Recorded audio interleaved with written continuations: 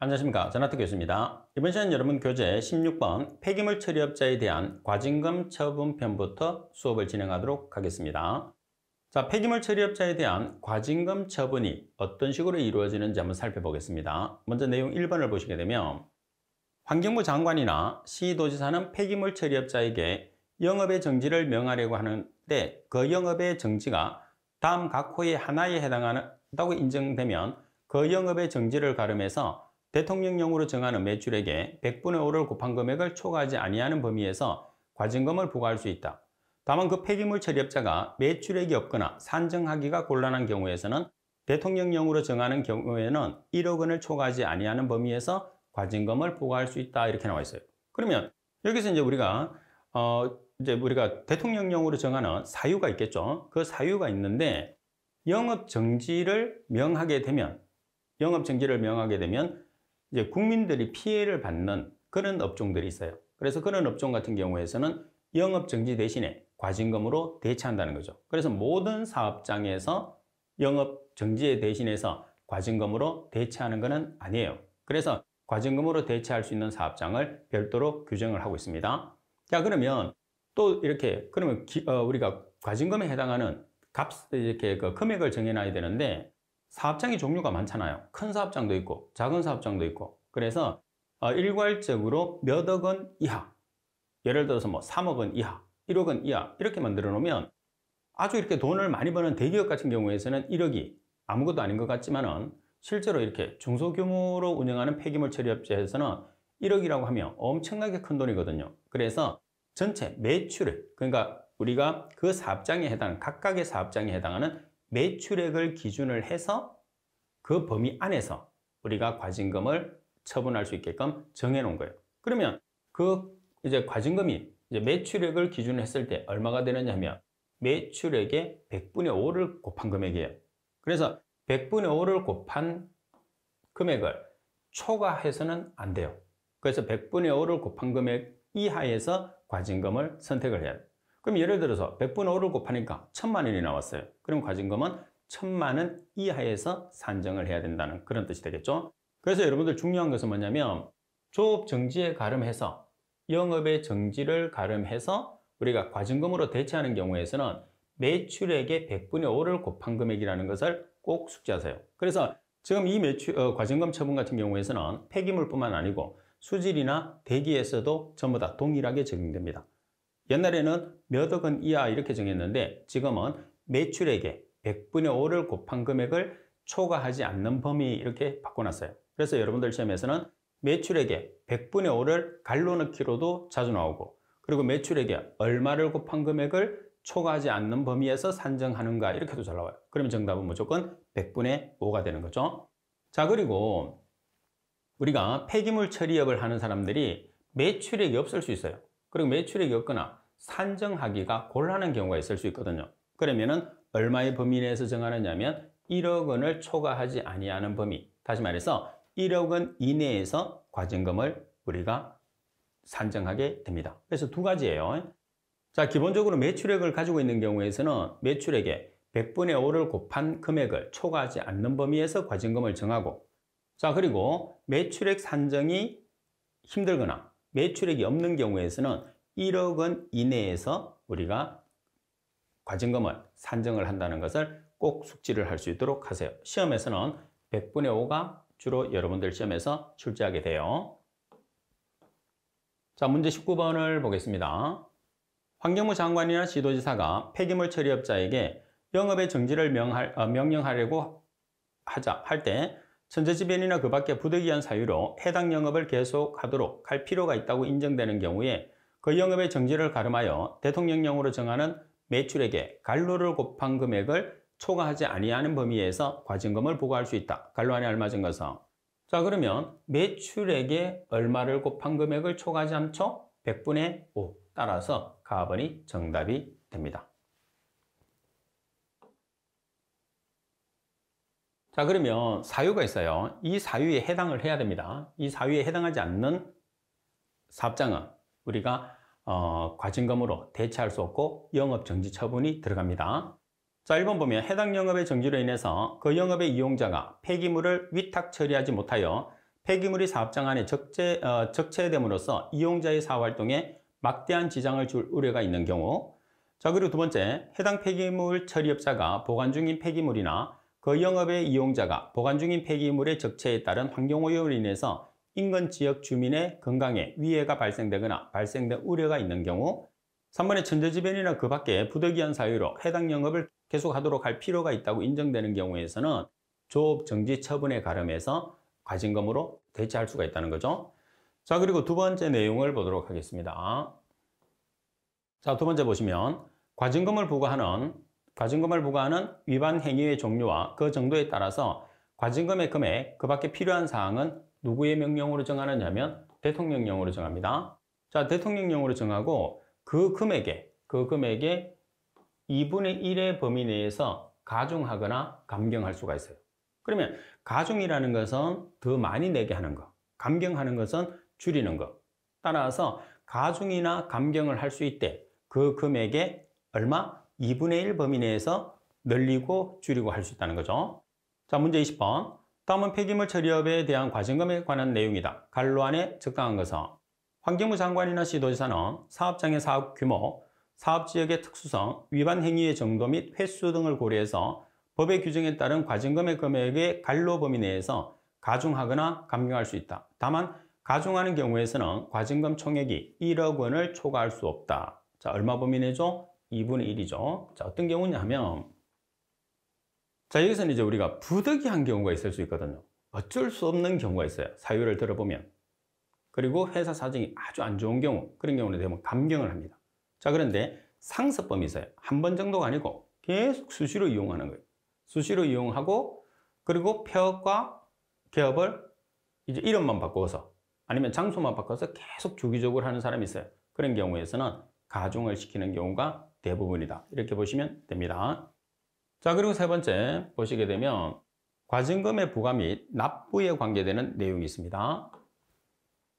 자, 과징금의 부과 및 납부를 보시게 되면 1번, 환경부 장관이나 시도지사는 과징금을 부과하려고 할 때에는 그 위반 행위의 종별과 해당 과징금 금액을 구체적으로 밝혀서 이를 납부할 것을 반드시 서면으로 통보를 해야 됩니다.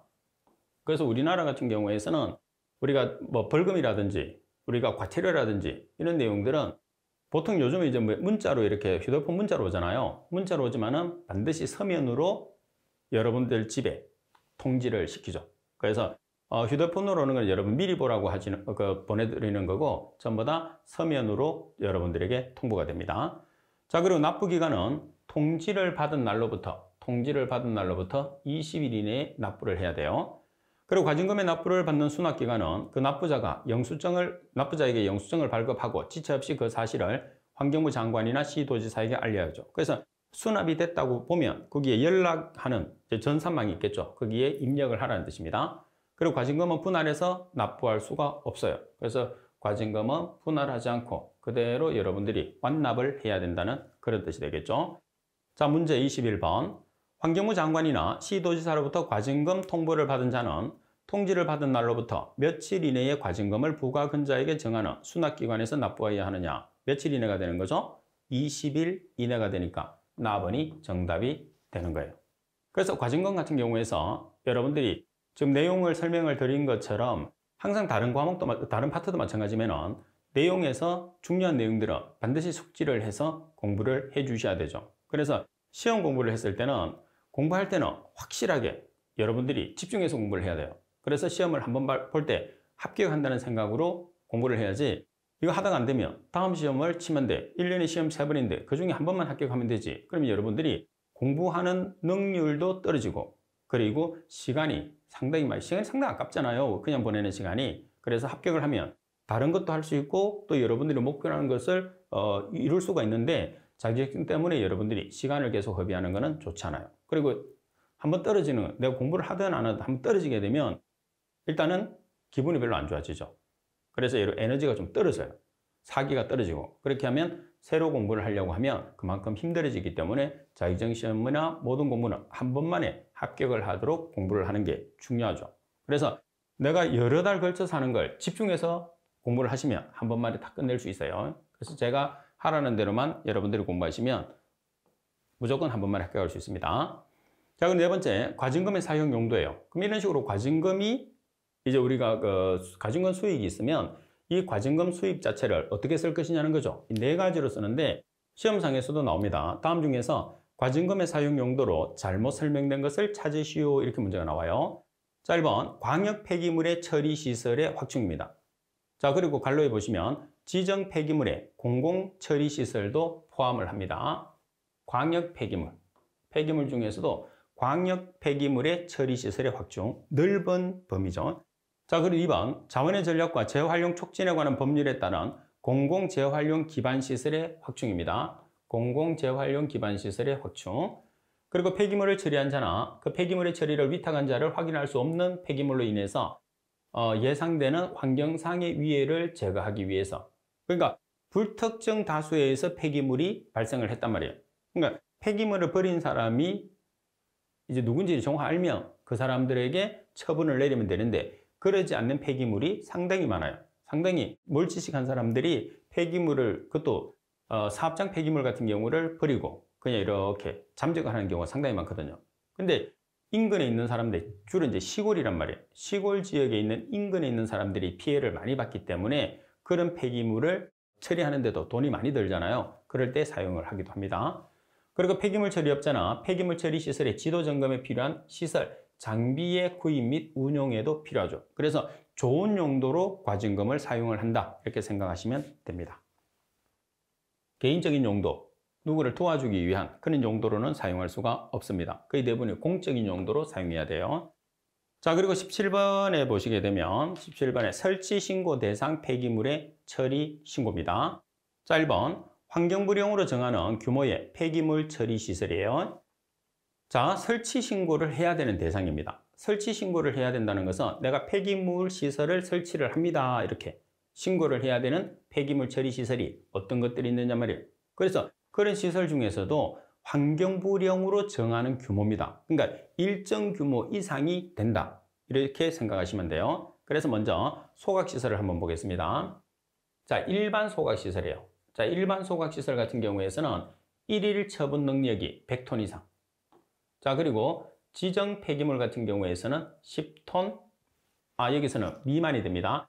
일반 소각시설로서 1일 처분 능력이 100톤 미만, 그리고 지정 폐기물인 경우에서는 10톤 미만인 시설은 환경부령으로 정하는 폐기물 처리 시설이에요. 그래서 여러분들이 잘 기억하세요.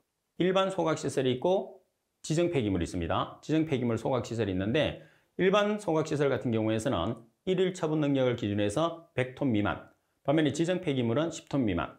그래서 소각시설이 있는데 일반, 지정 두 가지로 분류를 하세요. 그래서 소각시설 중에서 일반 폐기물은 100톤 미만, 지정 폐기물은 일반 폐기물의 10분의 1이 되는 10톤 미만, 이렇게 꼭 정리해서요. 자, 문제 22번. 설치신고 대상 폐기물 처리 시설의 규모 기준으로 알맞은 것은, 자, 일반 소각시설입니다. 그러면 일반 소각시설은 얼마라고 그랬어요? 100톤. 자, 100톤이 들어가는 거. 자, 그리고 반면에 지정 폐기물은 일반 폐기물의 10분의 1. 10분의 1이니까 10톤이 되는 거죠. 따라서 미만인 시설이 되니까 B번이 정답이 됩니다. 그래서 먼저 여러분들이 환경부령으로 정하는 규모의 폐기물 처리 시설을 분류하는 첫 번째는 소각시설인데 일반 폐기물이냐, 지정 폐기물이냐. 일반 폐기물은 100톤 미만, 지정 폐기물은 10톤 미만. 하나를 구별을 하시고 시험에서 상당히 자주 나옵니다. 특히 여러분들 예시 문제가 있는 문제들은 시험에서 아주 자주 나온다고 생각하고 필수적으로 기억을 해놔야 돼요. 자, 그리고 고온 소각시설. 우리가 소각시설 중에서도 고온 소각시설이 있어요. 자, 그리고 열분해 시설, 고온 용융시설, 그리고 열처리 조합시설. 자, 이 경우에서는 시간당 처분량이 100kg 미만입니다. 자, 여기서는 전부 다 미만이에요. 자, 그리고 3번 기계적 처분시설 또는 재활용시설 중에서 정발, 농축, 정제, 유수 분리시설로서 시간당 처분 능력 또는 재활용 능력이 125kg 미만입니다. 그리고 4번 기계적 처분시설 또는 재활용 시설 중에서 압축, 압출, 성형, 주조, 파쇄, 분쇄, 탈피, 전단, 용융, 연료화, 소성화, 그리고 탄화시설 같은 경우에서는 1일 처분 능력이 100톤 미만이 되는 거죠. 자, 그리고 5번에 보면 기계적 처분시설 또는 재활용시설 중에서 탈수나 건조시설, 멸균 분쇄시설, 화학적 처분시설 또는 재활용시설. 그래서 5번 같은 경우에서는 규모가 없습니다. 모든 시설이 다 해당하죠. 그리고 6번 생물학적 처분시설 또는 재활용시설로서 1일 처분 능력 또는 재활용 능력이 100톤 미만인 경우. 그러면 여러분들이 이 내용을 보시게 되면 시간당으로 나타나는 경우가 있고 그리고 하루당으로, 그죠? 1일당으로 표현하는 게 있어요. 그리고 여러분들 킬로그램으로 표시하겠지만은 지금 6번에 생물학적 처분시설 또는 재활용시설은 우리가 톤으로 나타내거든요. 그래서 기억하기가 조금 힘들겠지만은 여러분들이 반드시 숙지를 해야 돼요. 그래서 조금 이따가 우리가 내용을 다시 정리를 한번 해드리겠습니다. 자, 문제 23번을 볼게요. 설치신고 대상 폐기물 처리 시설의 기준으로 맞는 것을 찾으시오 그랬어요. 자, 지금 보면 생물학적 처분시설 또는 재활용시설이에요. 그러면 생물학적 처분시설 또는 재활용시설은 1일 처분 능력 또는 재활용 능력을 기준하죠. 그래서 1일 처분 능력 또는 재활용 능력이 얼마 미만이 되는 거예요? 100톤 미만이 되는 거예요. 따라서 100톤 미만, 여기서 톤입니다. 100톤 미만이 되니까 4번이 정답이 되는 거죠. 자, 그리고 7번째. 자, 7번째 내용에 보시면 소각 열회수 시설입니다. 자, 소각 열회수 시설로서 1일 재활용 능력이 얼마가 되느냐 하면 100톤 미만인 시설. 자, 지금 그래서 1번에서 7번까지는 여러분들 대통령령으로 정하는 시설이에요. 그러면 여러 가지 시험에서 출제될 수 있겠지만 제가 여러분들에게 집중적으로 공부를 부탁을 하는 내용은 1번 소각시설에서 보면 일반 폐기물과 지정 폐기물. 자, 그리고 6번 생물학적 처분시설 또는 재활용시설. 그리고 7번 소각열회수 시설. 근데 소각열회수 시설은 생물학적 처분시설과 동일한 용량이거든요. 그래서 이 세 가지 정도만 여러분들이 기억을 해주시면 아무래도 문제의 답을 어느 정도 맞출 수 있지 않겠느냐는 생각이 들고, 나는 전체적으로 1번에서 7번까지 다 암기할 수 있어. 그러면 다 정리를 해놓는 게 제일 좋아요. 그렇다고 해서 나는 처음부터 이거 정리 못해. 나 이 파트 넘어가고 싶어. 이런 사람도 있을 수 있거든요. 그런 사람들은 중요한 내용에서는 무조건 넘어가면 그 문제가 나와요. 나오면 내가 찍을 수밖에 없잖아요. 찍는 것도 요령이죠. 몇 개는 알고 찍어야지 맞출 수 있는 확률이 높지. 그냥 4개 중에 1개를 찍는다는 것은 상당히 확률이 떨어져요.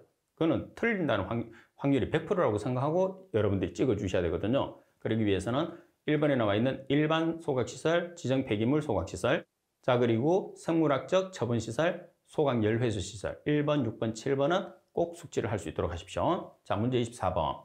설치신고 대상 폐기물 처리시설 기준으로 틀린 것은, 자, 답은 일반 소각시설입니다. 자, 일반 소각시설은 1일 처분 능력이 100톤 미만, 반면에 지정 폐기물은 10톤 미만. 나번에 생물학적 처분시설 또는 재활용시설로서 1일 처분 능력 또는 재활용시설이 100톤 미만. 답은 기계적 처분시설 또는 재활용시설 중에서 정발, 농축, 정제, 유수분리시설로서 시간당 처분 능력 또는 재활용 능력이 125kg 미만. 라번에 고온소각시설, 열분해시설, 고온용융시설 또는 열처리 조합시설로서 시간당 처분 능력이 200kg 미만. 여기서 틀린 거는 뭐죠? 자, 라번에서는 200이 아니고 얼마가 되나요? 100kg 미만이 시설이 되니까 라번이 정답이에요. 그럼 예를 들어서 내가 1번처럼 일반 소각시설, 그 다음에 지정 폐기물 소각시설, 그리고 생물화학적 처분시설, 그리고 소각열회수 시설만 여러분들이 공부를 했다고 가정을 하게 되면 여기서 가번하고 나번은 틀린 게 없다는 걸 알 수 있죠. 그러면 여러분들이 다번과 라번 2개 중에서 1개를 고를 수 있는 확률이 그만큼 좁아진다는 거죠. 그만큼 내가 답이 될 수 있는 확률이 높아진다는 거죠. 2개 중에 1개를 선택하는 거하고 4개 중에 1개를 선택하는 거는 엄청난 차이가 있다는 거. 자, 그럼 지금까지 했던 내용 자체가 힘들어요, 여러분들이. 내용 자체가. 그래서 내용을 정리를 해놨어요. 이 내용을 정리한 것을 여러분들이 기준을 하게 되면 아무래도 조금 더 쉽게 공부를 할 수가 있어요. 그리고 여러분들이 시간당이나 1일당 이 내용은 오답으로 잘 안 나와요. 지금 킬로그램이나 톤의 값이 중요한 거예요. 자, 따라서 먼저 일반 소각 같은 경우에서는 일반 소각은 여러분들 100톤, 지정은 10톤 미만이죠. 그죠? 그리고 소각 열회수, 그리고 생물, 그리고 기계적인 처분시설 중에서 압축부터 시작하는 것들은 전부 다 100톤 미만. 자, 그리고 기계적 처분시설 중에서 정발로 시작하는 것은 125kg. 자, 그리고 고온소각은 100kg. 그리고 기계적 처분시설 중에서 탈수로 시작하는 것은 규모가 없어요. 전체가 다 해당하죠. 그래서 여러분들이 핵심 내용 요약 부분에서 내용을 정리를 한번 좀 해주시면 보다 쉽게 공부를 할 수가 있겠죠. 그리고 보통 킬로그램으로 표시하게 되면 시간당입니다. 시간당. 아시겠죠?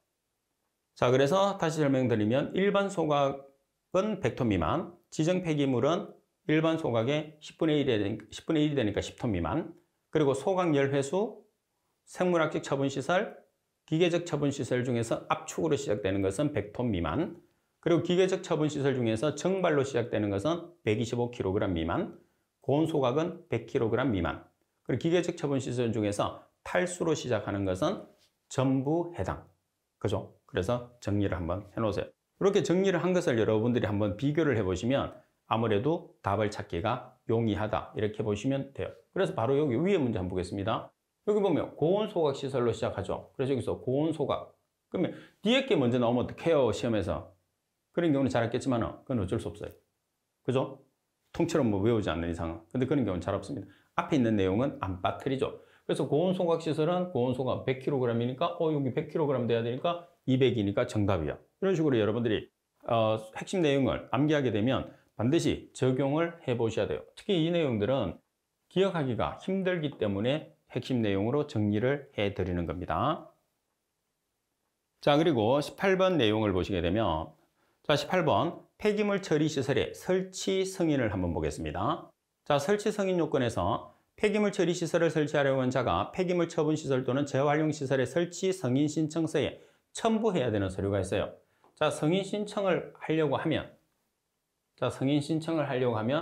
신청서를 넣어야 되겠죠. 따라서 신청서에 첨부를 해야 되는 서류가 어떤 것들이 있느냐는 거죠. 자, 이 내용은 여러분들이 내용이 조금 많다 하더라도 시험에서 한 번씩 출제될 수 있는 내용이기 때문에 여러분들이 숙지를 해 주시는 것이 중요합니다. 자, 1번 처분 또는 재활용 대상 폐기물 배출업체의 제조 공정도 폐기물 배출 명세서가 필요합니다.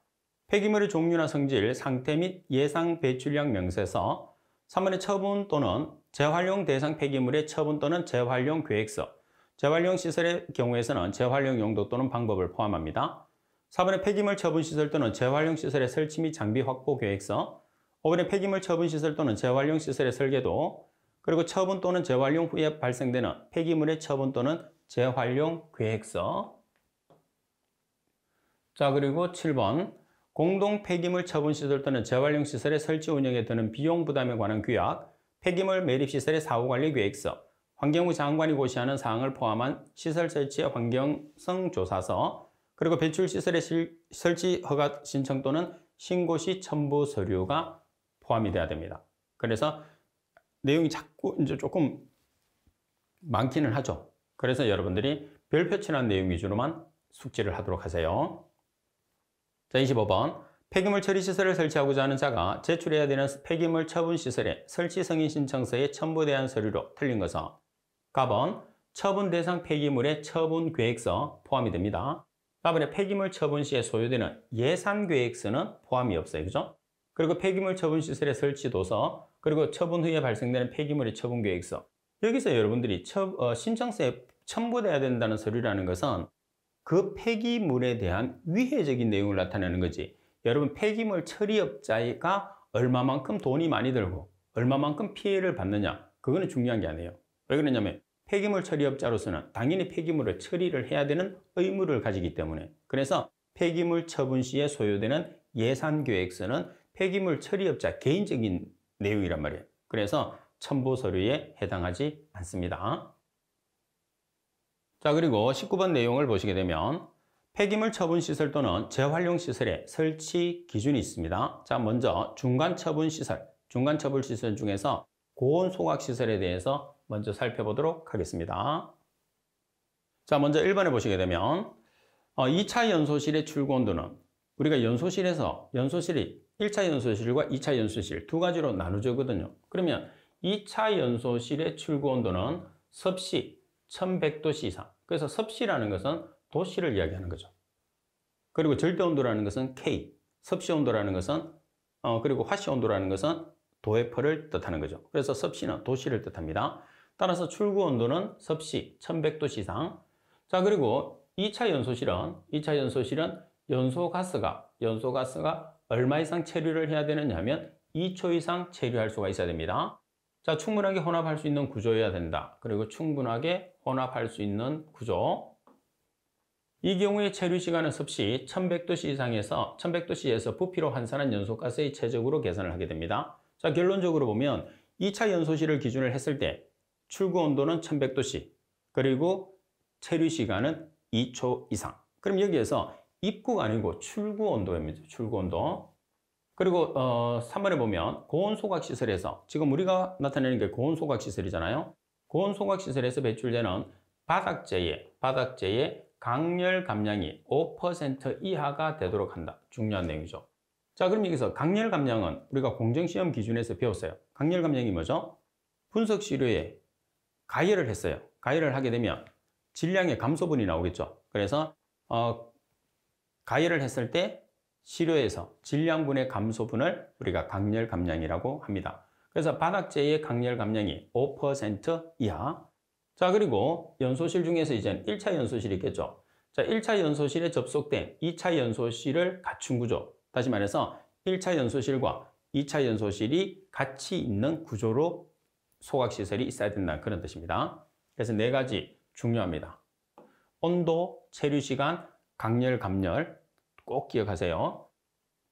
자, 문제 26번. 폐기물 처분 시설 또는 재활용 시설의 설치 기준에서 고온 소각 시설의 설치 기준으로 옳지 않은 것은, 자, 답은 2차 연소실의 출구 온도는 섭씨 1100도씨 이상. 2차 연소실은 연소가스가 2초 이상 체류할 수 있고 충분하게 혼합될 수 있는 구조여야 된다. 그리고 배출되는 바닥재의 강열 감량은 3% 이하가 아니고 얼마죠? 5% 이하가 될 수 있는 소각 성능을 갖춰야 한다. 답은 1차 연소실에 접속된 2차 연소실을 갖춘 구조여야 한다. 따라서 설명이 잘못된 것은 답은 말씀드린 것처럼 출구 온도, 체류 시간, 그리고 강열 감량 이 세 가지를 여러분들이 확실하게 숙지를 해 주셔야 됩니다. 자, 그리고 이번에 열분의 시설은 여러분들이 시험에서는 출제되지 않습니다. 지금까지 한 번도 출제되지 않았어요. 그래서 넘어가도 됩니다. 자, 세 번째 고온 용융 시설에 대해서 살펴보겠습니다. 자, 고온 용융 시설에서의 출구 온도. 자, 고온 용융 온도에서 출구 온도는 섭씨 1200도 이상. 그리고 고온 용융 시설에서 연소가스의 체류 시간은 1초 이상. 그리고 고온 용융 시설에서 배출되는 잔재물의 강열 감량은 1% 이하가 될 수 있는 성능을 갖춘 것.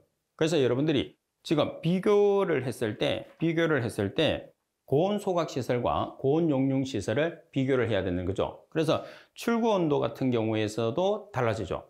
고온은 지금 1200도씨, 그리고 고온 소각 시설은 1100도씨 이상. 반면에 고온 용융 시설은 1200도씨 이상. 자, 그리고 연소가스의 체류 시간을 고온 소각 시설 같은 경우에서는 2초 이상, 용융 시설은 1초 이상. 그리고 강열 감량이 고온 소각 시설 같은 경우에서는 5% 이하, 반면에 용융 시설은 1% 이하가 되는 거죠. 그래서 이 내용을 여러분들이 정확하게 숙지를 해서 문제를 풀어주고 비교를 해야 되죠. 비교를 안 하면 헷갈리니까. 자, 문제 27번. 배출 폐기물 처리 시설의 설치 기준 중에서 고온 용융 시설의 개별 기준으로 틀린 것은, 시설에서 배출되는 잔재물의 강열 감량은 5% 이하가 아니고 얼마예요? 1% 이하죠. 답은 연소가스의 체류 시간은 1초 이상이어야 하고 충분하게 혼합될 수 있는 구조여야 한다.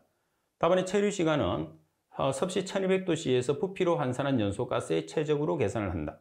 그리고 시설의 출구 온도는 섭씨 1200도씨 이상 되어야 한다 되어 있죠. 자, 여러분들 따라서 설명이 틀린 것은 몇 번이 되나요? 가번이 되는 거죠. 그래서 말씀드린 것처럼 고온 소각 시설과 고온 용융 시설에서 출구 온도와 체류 시설과 강렬 감량은 여러분들 시험에서 자주 출제되기 때문에 반드시 숙지를 할 수 있도록 하셔야 됩니다. 그리고 항상 여러분들이 공부를 했을 때 숙지라는 걸 내가 한 번에 외우는 게 아니에요. 그래서 일단 영상을 한번 보시고, 그리고 영상이 끝나고 나면 오늘 내가 어떤 내용을 배웠는지 복습을 해야 돼요. 복습을 한 다음에 이제 여러분들이 중요한 내용 위주로 교재를 보면서 한 번 더 체크를 하시고, 노트할 거는 노트하고, 그리고 여러분들이 기억할 거는 기억하고.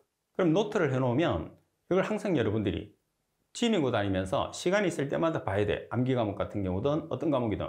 그럼 노트를 너무 큰 거 하는 것보다는 조그맣게 여러분들 포켓에 들어갈 수 있는 노트가 있잖아요. 수첩 같은 메모지 좀 두꺼운 걸로 해서 과목별로 정리를 하면서 여러분들이 시간 날 때마다 계속 보는 거죠. 그래서 저절로 암기되게끔 공부하는 게 중요합니다. 자, 이번 시간 수업은 이것으로 마치도록 하겠습니다. 수고하셨습니다.